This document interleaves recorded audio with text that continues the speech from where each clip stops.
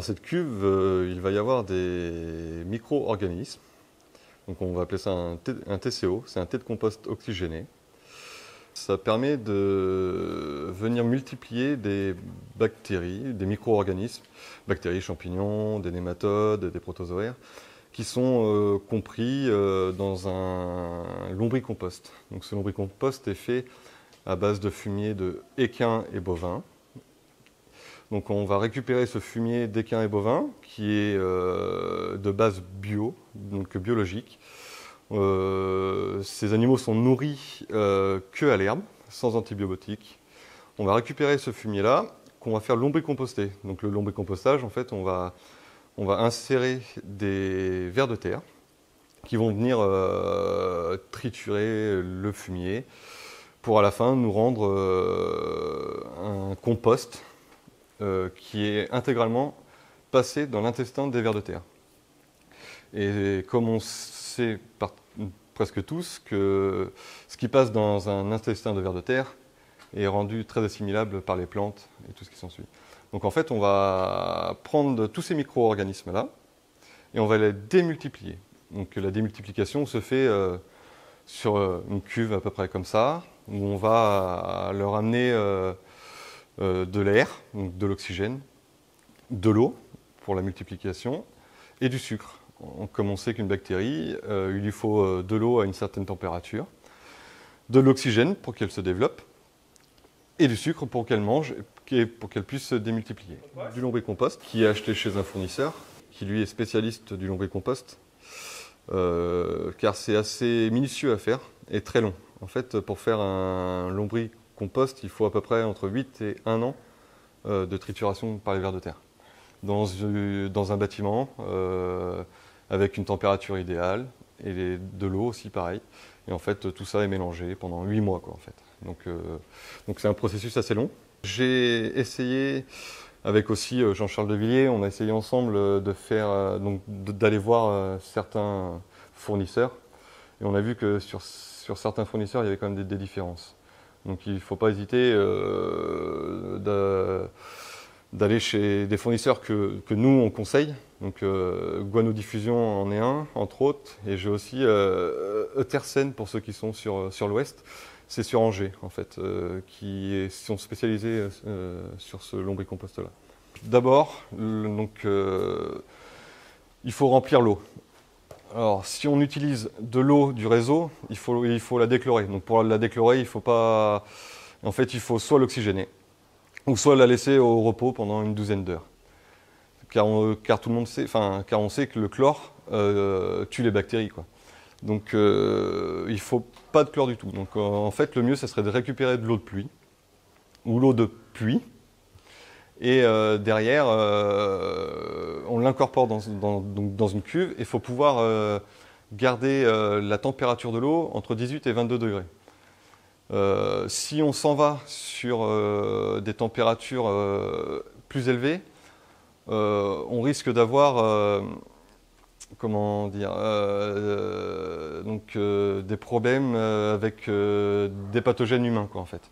Donc on peut multiplier des bactéries qui ne sont pas très bonnes pour l'homme. Donc c'est pour ça qu'il faut rester dans ces écarts entre 18 et 22 degrés, quoi. Donc une fois que l'eau est à température, qui est oxygénée, donc il faut ramener de l'air, donc soit avec une pompe. Alors moi je travaille avec un compresseur, mais c'est un compresseur industriel, donc c'est assez énorme parce qu'en fait il faut ramener à peu près une oxygénation d'eau entre 15 et 20% dans l'eau, d'air. Donc il faut quand même pas mal de débit d'air. Et donc une fois oxygéné, une fois l'eau à température, on va incorporer le lombricompost. Donc le lombricompost, je vais le prendre, donc moi je l'ai en sac, je vais le filtrer. Voilà un filtre. Donc là c'est des mailles à 400 microns. Donc c'est vraiment assez fin, hein, comme on peut voir. Donc en fait, je vais mettre mon lombricompost dedans. Voilà, je charge dedans. Après, il ne faut pas oublier d'oxygéner aussi dedans, parce que une fois le lombricompost humide, il va se compacter, et là on va créer un milieu anaérobie, alors que ce n'est pas ce qu'on cherche un milieu aérobie. Donc voilà. Après, je prends ce sac, je le mets directement dedans et ça laisse infuser en fait. Donc je laisse infuser. Donc tout ça, donc, tous les micro-organismes passent à travers et vont se diffuser dans toute la cuve et vont se multiplier grâce à la température et au sucre qu'on va lui emmener. Le sucre, c'est à base de mélasse. Donc c'est de la mélasse de canne pure. Il faut vraiment partir sur du pur parce que toutes les autres mélasses, pour l'alimentation animale par exemple, c'est pas bon parce qu'on est sur des sucres de betterave ou de pommes de terre et c'est vraiment pas le top. Voilà. Donc il faut vraiment partir sur de la mélasse de canne pure. Voilà, en fait ça c'est la base d'un TCO, d'un thé de compost oxygéné. Alors l'infusion, tout dépend de ce qu'on va vouloir. Donc si on veut partir sur un thé plus bactérien, donc sur les 12 heures on est sur un thé bactérien, 12 heures infusé, on est sur un thé bactérien. Plus on va augmenter, plus on va aller sur un ratio donc bactéries-champignons. On va dire sur les 18 heures, sur 18 heures d'infusion, on va être sur à peu près une bactérie pour un champignon, même voire un peu plus. Enfin, plus de champignons que de bactéries. Et plus on va augmenter, plus on va aller sur le ratio champignon. Voilà. Et plus on augmente encore dans le temps, après on va aller sur des nématodes et des protozoaires. Voilà. Donc tout dépend de ce qu'on veut pulvériser dans notre champ et ce qu'on veut en faire en fait. Pour partir sur l'oxygénation, il faut vraiment avoir une base de 15 mètres cubes d'air par mètre cube d'eau à l'heure. Donc 15 mètres cubes d'air heure par mètre cube d'eau. Ça c'est vraiment le minimum. En fait, il faut être entre 15 et 20 mètres cubes d'air heure par mètre cube d'eau. Voilà. Et il faut partir sur de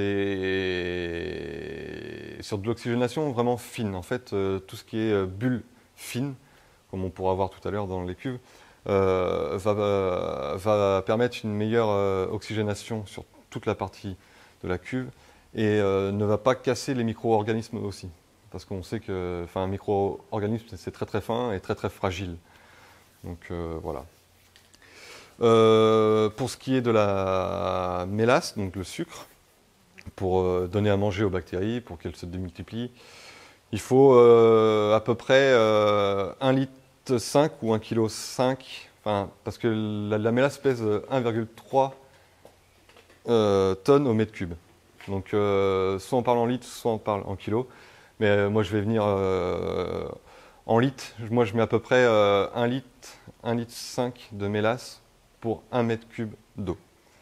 Voilà. En incorporant la mélasse dans l'eau, il vaut mieux favoriser déjà de la mélanger avant, de la diluer avant, que de la mettre directement dans la cuve comme ça. Car la mélasse va se prendre, c'est quand même assez très consistant, elle va se prendre en masse dedans et ça va créer un milieu anaérobie dans l'eau. Donc il vaut mieux diluer avant et après l'incorporer dedans. Donc après, l'incorporation de la mélasse se fait une fois qu'on a mis le lombricompost. On le met tout de suite, quoi. Donc voilà. Après, moi, je préfère venir le mettre en plusieurs fois. Donc je mets 0,8 au tout départ.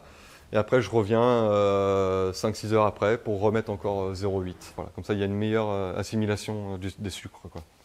Alors maintenant, si on veut revenir toutes les 6 heures, on peut le faire, hein, mais faudra être 6 heures, faudra être toutes les 6 heures à peu près ici, quoi. Voilà. Donc après, généralement, on surveille quand même comment ça se passe.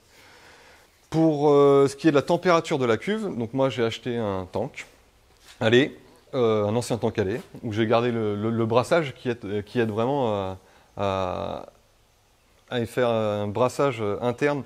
Et grâce à ce brassage-là, il n'y aura pas de zone anaérobie.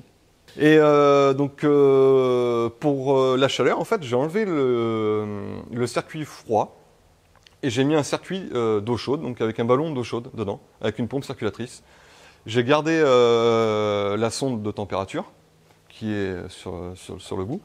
Et en fait, la sonde de température m'indique la température. Donc j'ai mis un thermostat sur un ballon d'eau chaude, mais c'est un petit ballon, il fait 60 litres. Et ça suffit largement.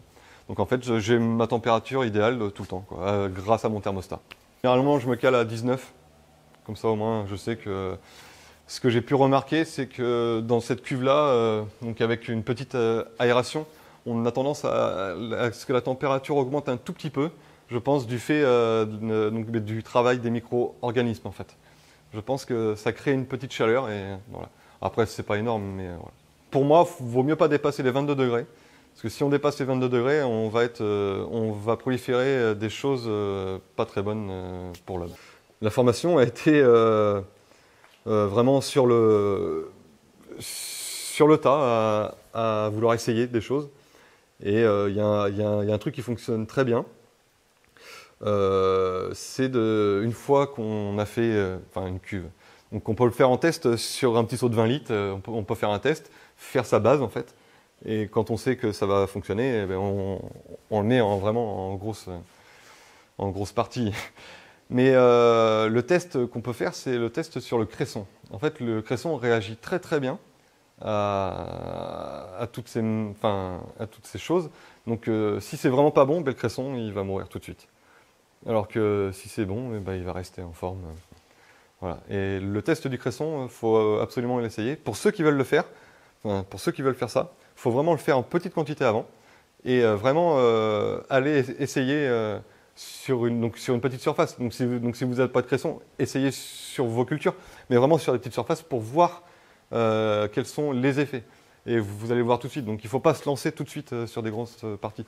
Parce que vous pouvez avoir des problèmes d'anaérobie, donc vous allez créer un système anaérobie sur vos cultures qui ne sont pas vraiment faites pour recevoir ce genre de micro-organismes et ça ne va pas fonctionner. En sachant que si vous partez sur une cuve de 3000 litres comme moi, à 150 litres hectares, vous faites quand même une grosse surface et vous engagez beaucoup de frais, quoi. Enfin, voilà, derrière. La différence de coût, tout va dépendre de combien de litres hectares vous passez. Mais on va dire à 160 litres de passage hectare en 3 passages, voire 4. On peut être... donc moi, sur mes tests, mon plus gros coût a été 15 € de l'hectare pour 150 litres de passage. Donc ça dépend des personnes, mais si vous passez 3 fongicides, ça revient à peu près à 70-80 €. Et là, on est aux alentours de 45 €, vraiment au plus fort, quoi. Sinon, il faut compter entre 7 et 10 €, vous avez un compost basique. Pour moi, ça serait l'idéal, mais il faut avoir toute la démarche derrière, quoi. Il ne faut pas faire que ça. Donc je pense que sur les exploitants en bio, ça peut très très bien fonctionner, très très bien. Parce qu'on peut aussi le faire en enrobage de semences, qui apporte aussi beaucoup.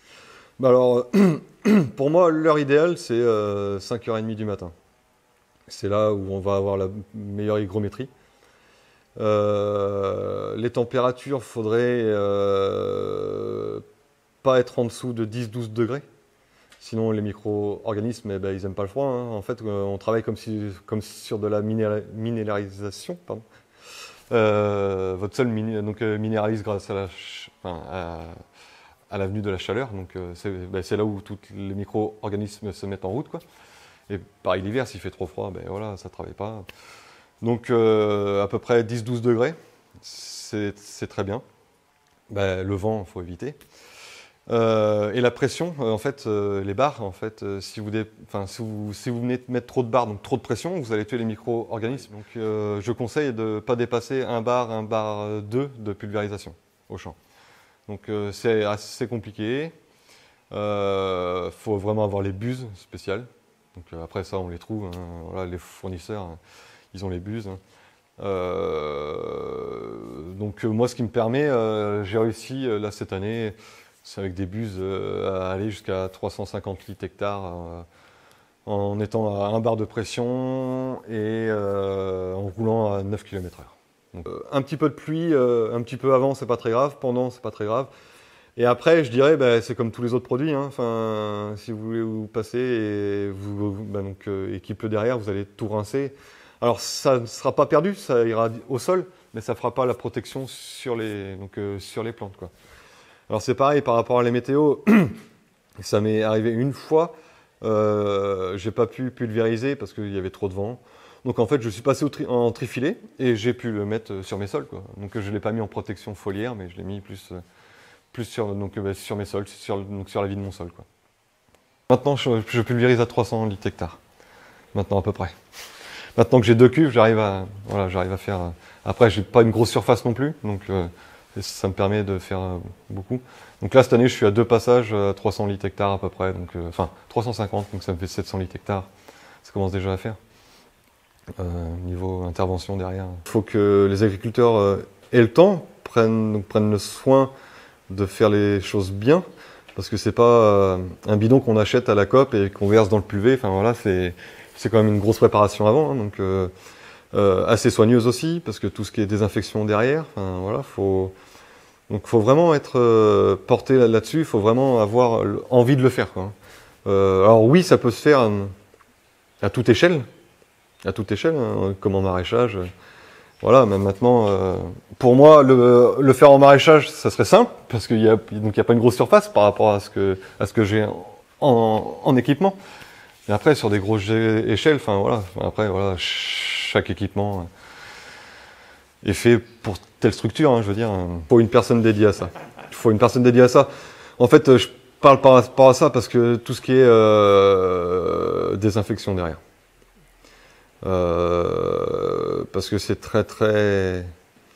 Enfin, on va vite multiplier des bactéries, des champignons qui peuvent être très pathogènes. Et donc la désinfection derrière, il faut vraiment que ça soit top, quoi. Donc voilà. Et pareil après pour le PUV, hein, pour ceux qui utilisent leur PUV pour faire des traitements derrière, il faut vraiment un bon rinçage. Hein. Faut pas avoir été faire... Enfin, je sais pas, un fongicide avant, et ça change beaucoup. En tout cas, grâce à Vers de Terre Production, on arrive à faire des formations sur les têtes de compost oxygénées avec Jean-Charles Devilliers. Plus les réseaux sociaux, quoi, Facebook, tout ça, il y a quand même beaucoup d'échanges par rapport à ça, quoi. Donc, et je dirais, c'est même un bien d'échanger, parce qu'il y a beaucoup de personnes qui ont essayé et que ça marchait pas. Ils n'arrivaient pas à avoir la bonne température ou les bons micro-organismes. Enfin, en fait, il y a plein de choses qui peuvent faire que ça ne fonctionne pas. Donc, pour des gens qui ne sont pas habitués, au contraire, enfin, plus on va avoir d'échanges et plus on va réussir à avoir des choses qui vont fonctionner. Et puis même des choses aussi que des personnes avaient pensé et que moi j'ai pas pensé ou que d'autres n'ont pas pensé, qui peuvent aussi fonctionner. Donc c'est pour ça que de l'échange, c'est très très bien même. Sur les systèmes de cuves, il faut vraiment partir sur des cuves vraiment pas microporeuses, donc pas tout ce qui est cuve à gasoil et tout ça, enfin même tous les résidus, enfin faut oublier. Faut partir, je dirais, sur de l'inox ou de la fibre de verre comme les cuves de vin. Ça c'est très très bien. Car une bactérie c'est vraiment infime et peut aller se nicher dans vraiment un petit recoin et vous n'arriverez pas à l'enlever en fait. Donc faut vraiment une surface vraiment lisse. Et pour le nettoyage, en fait, ce que je fais, c'est que dès que j'ai rempli le PUV, je viens rincer à l'eau. Après, moi, j'ai le système du tank, donc le rinçage du tank qui m'aide aussi. Mais sinon, il faut bien rincer tout de suite, parce que sinon, vous allez créer un biofilm si vous le laissez comme ça pendant des heures. Et ce biofilm, vous allez... ça va être très difficile à l'enlever. Donc déjà, un bon rinçage, donc avant de partir au champ. Une fois que c'est rincé, enfin voilà, vous partez. Et une fois que vous revenez, là par contre, moi j'utilise de l'eau oxygénée, que je dilue dans l'eau, et que je passe vraiment partout. Et vaut mieux utiliser de l'eau oxygénée que de la javel, parce que la javel, ça laisse toujours des traces. Enfin, il y a toujours des traces derrière, alors que l'eau oxygénée, enfin, je le fais et j'ai pas de souci avec ça. Donc je nettoie l'eau oxygénée partout. Généralement, je rentre dedans, je vais frotter dedans au chiffon, parce que ça fait quand même un biofilm. Enfin, on le voit. Enfin, là, j'ai pas de photo, mais on le voit quand même le biofilm dessus. Donc je rentre dedans, je frotte. Allez, on va dire, ça va me prendre 30 minutes pour du nettoyage. Et après, un vraiment bon rinçage. Et vous repartez, enfin, 1, 2, 3 rinçages, enfin, pour bien enlever tout. Et puis voilà, c'est propre. Et au moins, vous ne serez pas embêté. Pareil pour les outils, hein. Tout ce qui est filtre, comme je vous ai montré tout à l'heure, moi je le laisse tremper dans l'eau oxygénée, enfin diluée, hein, pas pure. Je le laisse tremper dedans. Ma pelle aussi, que je me sers pour remplir, je laisse tremper dedans. Mes seaux, que je me sers pour la mélasse, c'est pareil. Donc en fait, c'est tout désinfecté. Et je suis sûr qu'après, je ramène pas de mauvais micro-organismes dedans. Voilà, au moins j'en suis sûr, quoi. Sur la protéine, j'ai eu un point de plus de prot. Et puis ben là, cette année, je vais faire des analyses de grains. Voilà, de mon grain. Donc on va voir ce que ça va donner. Parce qu'on n'a pas de référence. Donc je vais prendre un grain basique, d'un voisin, conventionnel, je vais prendre le mien.